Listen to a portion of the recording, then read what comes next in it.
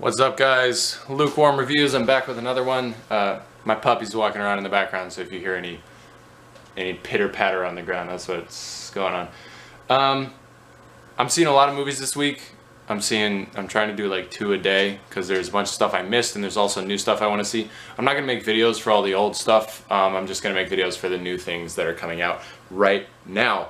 So today I went and saw Phantom Thread. There was obviously a lot of hype around this movie. This was Paul Thomas Anderson. This was Daniel Day-Lewis, and it's supposedly Daniel Day-Lewis's last movie. But like, I feel like we've heard that before. I don't know. I hope it's not, because he's a treasure. Obviously, he's great. But if it is to be his last movie, his performance is great. We'll get to that in a sec. So, what was it like to watch this movie? Obviously, it's beautiful to look at, as are most of PTA's works. But it's a little bit alienating in the actual story, in the actual characters, in the actual script. It's a little bit, not sterile, that's not the right word, but it's, the characters aren't terribly likable, but we do come to see that they're kind of meant for each other. I'm not going to mince words. If you try to poison your spouse, you're a psycho. I feel like throughout most of the movie we're made to feel that Daniel Day-Lewis is kind of the bad guy, and he's a total wiener, but when it comes down to the end and Alma is ultimately the one who, I feel like they're having a battle of crazy and Alma ultimately wins, but there's something kind of sweet about it. There's something kind of like, oh, you know, if it works, then, and I don't know if it works, but the ending certainly tried to make me feel that way. It says a lot about relationships, and it says a lot about what not to do in relationships. How Daniel Day-Lewis's character, Nelson, or I forget what it is, Reynolds is completely incapable of compromise. Relationships don't work that way. So, it's smart, but it didn't make me feel great. Visually, it's stunning. There's a ton of close-ups. I feel like 75% of the shots in the movie are close-ups. You get to see the needlework and the sewing of the dresses. You get to see the actors' faces. There's so many close-ups, and so much is communicated through the actors' expressions rather than words, which is really nice to see. So I enjoyed the visual palette quite a lot. I'll move on for now. Is it original? Yeah. They're a very cool couple. Daniel Day-Lewis has crafted a very cool character. And it's good to see a romance like this where I feel like it focuses more on the problems than the good things, which is fascinating, because no romance is perfect. None of them are. There are no romances that have ever happened that don't have these stupid little squabbles about breakfast and dumb shit like that. So seeing that, it was really refreshing. It was very original. It's an experience unlike any that I've really had before. So good on that. Moving on. Daniel Day-Lewis obviously is great. He doesn't have a hell of a lot to do.